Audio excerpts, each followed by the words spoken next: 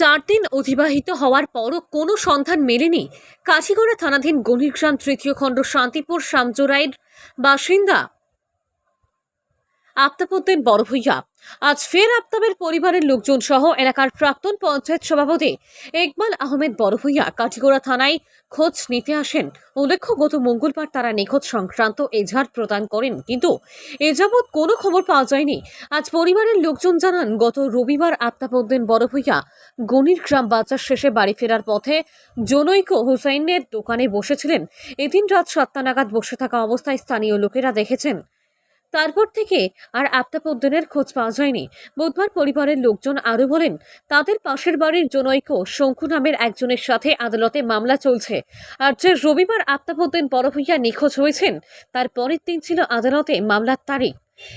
এতে তাদের পিতার নিখোঁজকে নিয়ে আরও সন্দেহ ঘনীভূত হচ্ছে।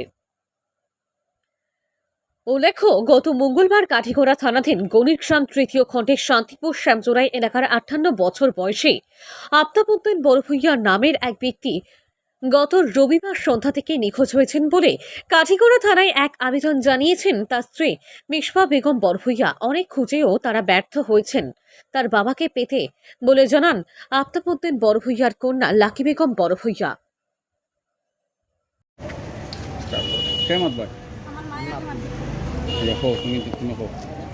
কইয়ার স্যার আপনার একটা জিনিস কইয়ার, কিন্তু ছোটবেলা সবর গেছে একটা অনুরোধ করিয়ার। আমার বাপ সকালে খামো গেছন, রবিবারে খামো গেছন, খামো থাকি নাই ঘুরিয়া বাজারও গেছন, বাজারও থাকি ঘুরিয়া বাজার করিয়া বারইয়া।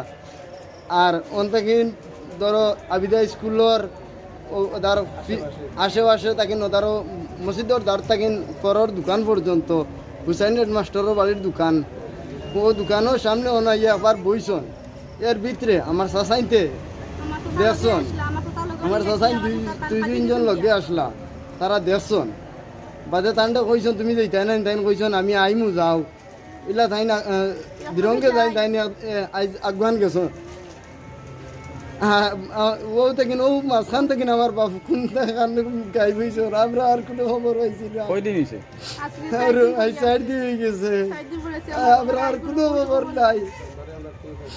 আর সোমবারে রবিবারে ঘটনা হয়েছে, রবিবারে ঘটনা হয়েছে, আর সোমবারে আমরা 23 তারিখ আমরা কৌটো বাবারও হইয়া গেছি, আমি বিদেশ আসলাম।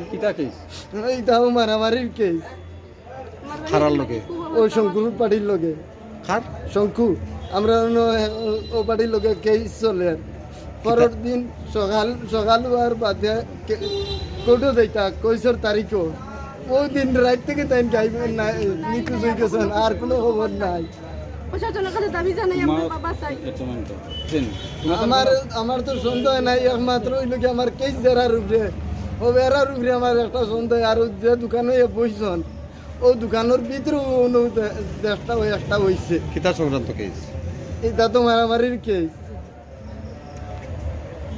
আমার বাবা রবিবার সকালে 11টার সময় বাড়িয়ে গেছেন খাজু যাওয়ার পরে খাস থেকে বাড়িয়ে বাজারে গেছেন, বাজারে যাওয়ার পরে কেনাকাটা করছেন করিয়া আমার চাচার লোকে বাজার থেকে বাইরে দিয়েছেন, বাইরে আশেপাশে বেগা আবিদাস পাস দিয়ে যাওয়ার পরে ওই জায়গাত গিয়া দম লইছেন, দম লওয়ার পরে কইছেন বাইয়া কই গিয়া দম লইছেন আবিদা স্কুল ছাড়ার পরে বেগম আবিদা স্কুল ছাড়ার পরে ও একটু কিনারো আর কি কিনারো গিয়া দোকানে একটার মাঝে বইছ, বোয়ার পরে আমার বাবা কইছেন বাইরে তুমি বাইক আনছত নি, তাই কইছেন নাই বাইক আনছি না, তুমি কিতা যেটা তাই ওটা কইছেন আমি আঠিয়ে দম লই গাড়ি পাইলে যাইমু, আর যদি না পাইতে আমি আঠিয়ে যাইমু গিয়া। তে কইছেন ভাই আমি দিকের গিয়েতে তুমিও না থাকো।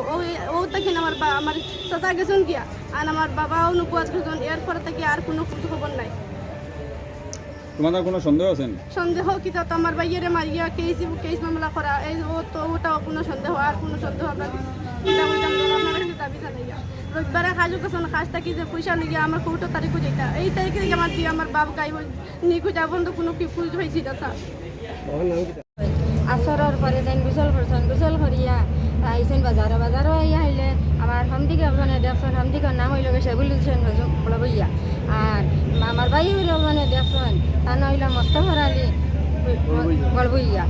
আর এর থাকি আরও মাইসে দেখছেন, এরবার থেকে আমার জামাই কিতা হইলা আর আমার কোনো খোঁজ খবর নাই আছে ও এরিয়ার ভিতরে ও আগে থাকি আমার মাথার ছায়া সবটা খেয়ে নিল আমি আর কিছু হইতে পারি না এখন আমার মাল্লা মানুষ লাগে স্যার এখন আমি আর কিতা কইতাম